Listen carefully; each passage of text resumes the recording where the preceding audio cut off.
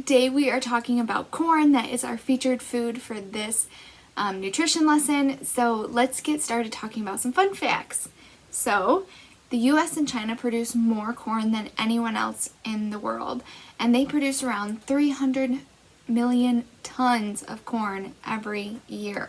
That's a ton of corn. And I mean, if you just think about it, think about how many cornfields Michigan alone has.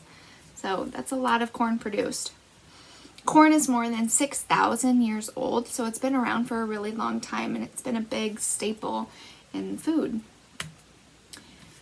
Corn is a very tall plant with many parts. In your guys' activity worksheet that you get this month,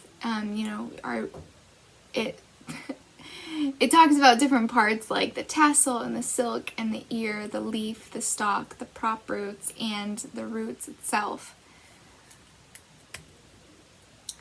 Corn is a good source of folate and thiamine. Folate is really good for our blood, help keeping our blood healthy and being able to transport all of its nutrients like it's supposed to. And thiamine is great for carbohydrate digestion and metabolism.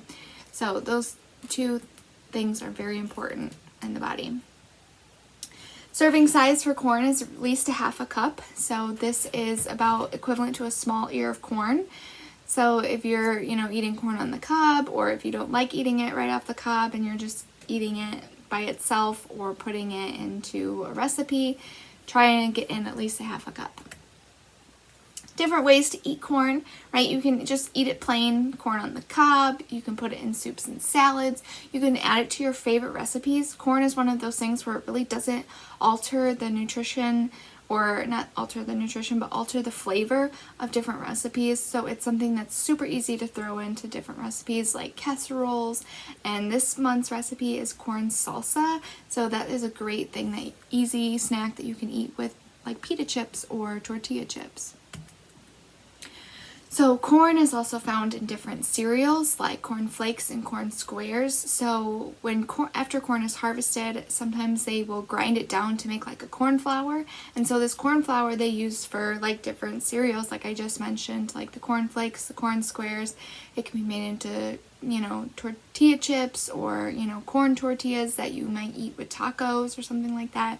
So it's very versatile and used in a lot of different things. Corn comes in lots of different colors.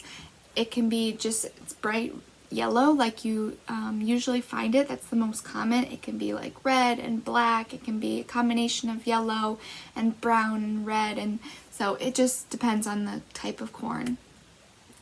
Fresh Michigan corn is in season from late summer to fall. This is when you usually find it fresh at the grocery store, sometimes little farmers market stands, maybe produce stands on the side of the road where people sell their own corn. So this is when it is fresh, the best to eat it off the corn of the cob. Otherwise, during the winter months and stuff like that, we have frozen and canned corn that is available year round. So corn counts towards your daily serving of fruits and vegetables, and like I said, you want to try and get at least a half a cup in, and that will equal one of your servings of vegetables.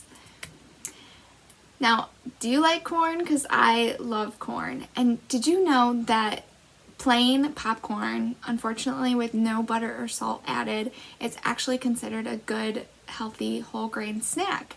And if you didn't know this, fun fact, popcorn is actually a specific type of corn, and they actually grow this type of corn specifically for popcorn. So it's usually not like sweet corn that we eat. It's a different type of corn. So if you didn't know, lots of different types of corn are used for different things. So this month you still have your little physical activity video and some different discussion questions. So take a look at those, and I will see you next video.